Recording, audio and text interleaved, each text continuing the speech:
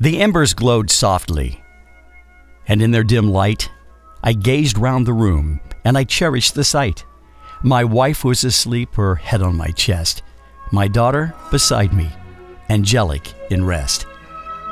Outside the snow fell, a blanket of white, transforming the yard to a winter's delight. The sparkling lights in the tree, I believe, completed the magic that was Christmas Eve. My eyelids were heavy, my breathing was deep.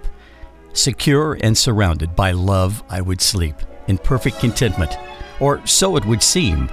So I slumbered perhaps and started to dream.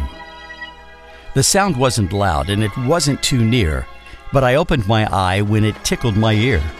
Perhaps just a cough. I didn't quite know.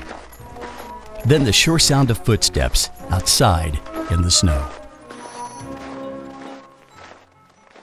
My soul gave a tremble. I struggled to hear, and I crept to the door just to see who was near. Standing out in the cold in the dark of the night, a lone figure stood, his face weary and tight. A soldier, I puzzled, some 20 years old, perhaps a Marine huddled here in the cold. Alone in the dark, he looked up and smiled, standing watch over me and my wife and my child. "What are you doing?" I asked without fear. "Come in this moment, it's freezing out here. Put down your pack, brush the snow from your sleeve. You should be home on a cold Christmas Eve." For barely a moment I saw his eyes shift away from the cold and the snow blowing in drifts to the window that danced with a warm fire's light. Then he sighed and he said, "It's really all right.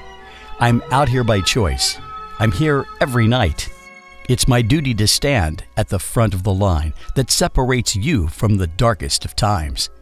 No one had to ask or beg or implore me. I'm proud to stand here like my fathers before me. My Gramps died at Pearl on that day in December." Then he sighed. "That's a Christmas Gram always remembers. My dad stood his watch in the jungles of Nam, and now it's my turn, and so here I am." I've not seen my own son in more than a while, but my wife sends me pictures. He sure has her smile. Then he bent and he carefully pulled from his bag the red, white, and blue, an American flag. I can live through the cold and being alone, away from my family, my house, and my home. I can stand at my post through the rain and the sleet. I can sleep in a foxhole with little to eat. I can carry the weight of killing another, or lay down my life with my sisters and brothers, who stand at the front against any and all to ensure for all time that this flag will not fall. "So go back inside," he said. "Harbor no fright. Your family is waiting, and I'll be all right." "But isn't there something I can do? At the least, give you money," I asked, "or prepare you a feast? It seems all too little for all that you've done, for being away from your wife and your son." Then his eyes welled a tear that held no regret. "Just tell us you love us and never forget to fight for our rights back at home while we're gone, to stand your own watch, no matter how long. For when we come home, either standing or dead, to know you remember we fought and we bled is payment enough, and with that we will trust that we mattered to you as you mattered to us."